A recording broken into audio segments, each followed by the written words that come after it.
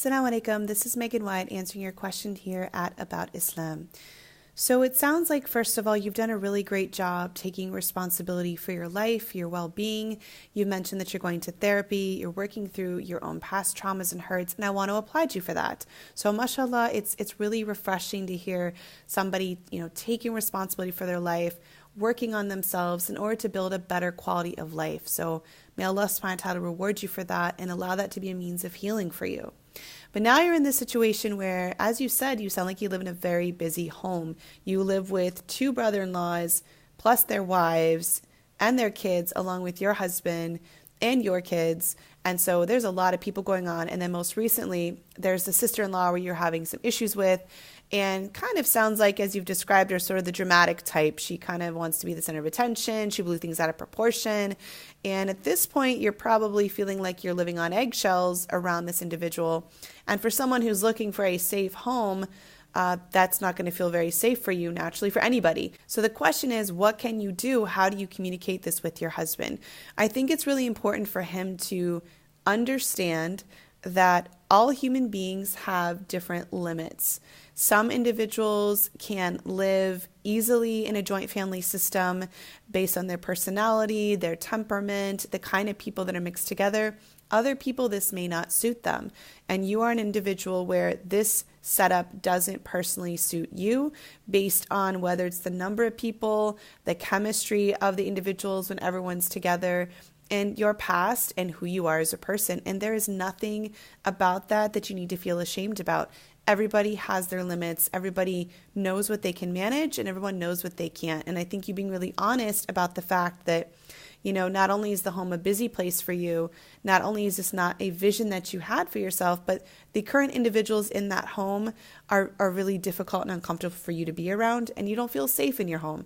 And everybody has a right to feel safe in their home. That should be the one place out of the whole world, no matter how tiny the home is, where you feel safe and you feel honored and you can relax and you can be yourself. And so having to be on guard all the time, of course, is going to be an additional source of stress for you that is unnecessary. So the question here really is, how do you talk to your husband about the situation? Because you're not comfortable living in your home, which is the only home that you have, not just because of the amount of people you share the space with, but because of some of the individuals in that space. And the thing is, you are not required to be okay with sharing your home with two other brother-in-laws and their wives. You are allowed to have your own home. So even if, for example, you imagine a man and he has a second wife, right? Or he has a third wife, like let's just go all the way out to 4. Every single one of those women has a full legal right to their own home. Home does not mean a room in a basement. Home means their own home, a home where they have their own bathroom, they have their own living room or their kitchen, whatever space. It doesn't matter how big or how small. They have a right to their own quarters, basically. Only if a woman wants to share a space with, for example, a co-wife, then that changes the conversation. But she has a right to her own space. And so when it comes to the system that you are in, you also have a right to your own space. There's nothing abnormal about you wanting to have your own space, right?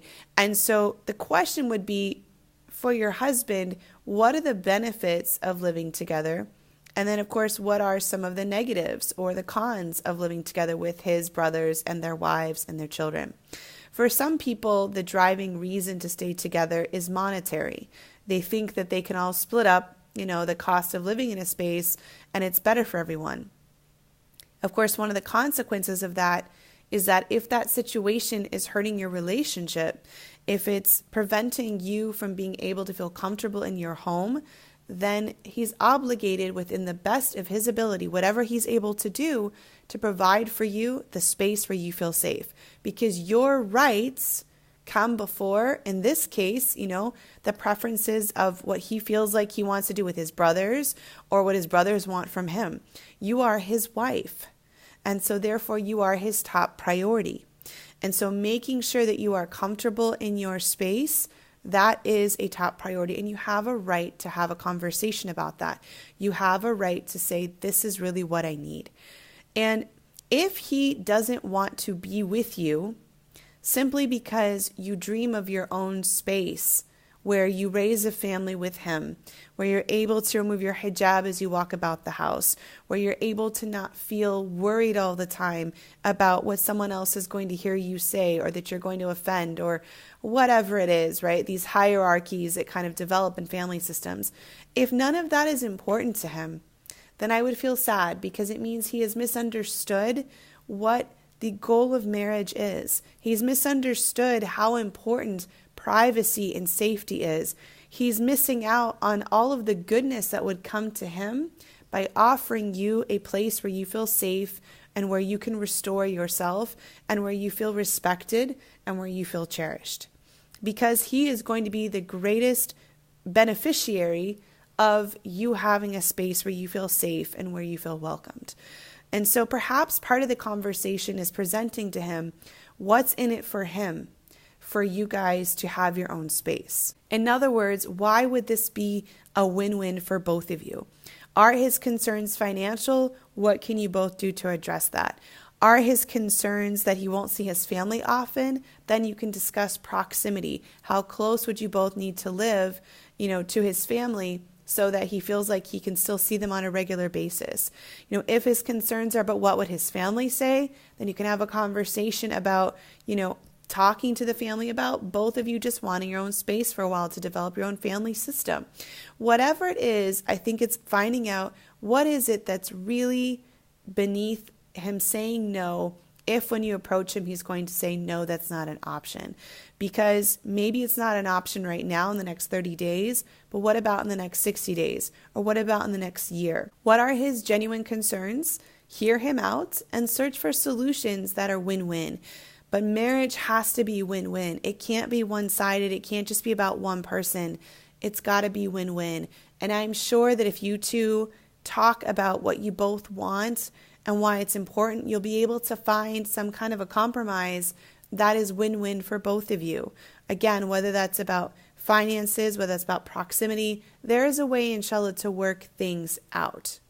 And so, yes, a conversation. Now, your biggest fear is that you're going to be left alone, that you're going to push him too far and he's going to divorce you.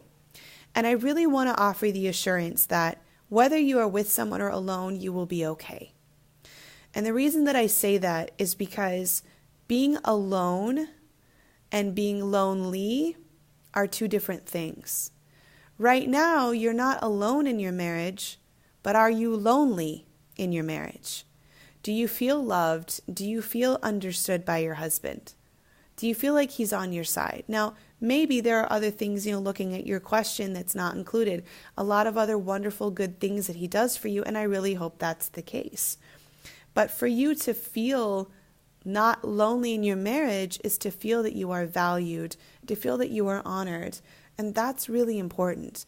So I don't want you to be married and lonely versus being alone but not feeling lonely because you're able to take care of yourself and because you're able to honor yourself. So stop worrying about whether or not he's going to stay with you or leave you, and start focusing on building the kind of relationship where you feel loved and not alone in the present. Figuring out whatever you two have to do for that to happen. So if that's inviting him to a therapy session with you, then do that. You don't have to tell him it's about him. You can make it about you. You can say, hey, look, I'm going through some issues and I want to be able to talk to you about it. And I think my therapist can help me communicate with you better. Invite him into your heart.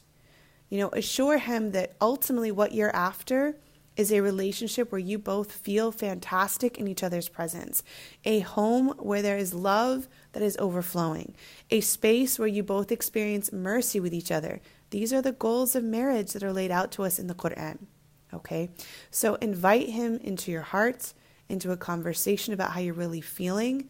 Let's give him the benefit of the doubt that he cares about your feelings, that he cares about your situation, that he cares about what you're going through. If he doesn't care about you, then you're lonely even if you're married. And that's not what I want for you. And it sounds like that's not what you want for yourself.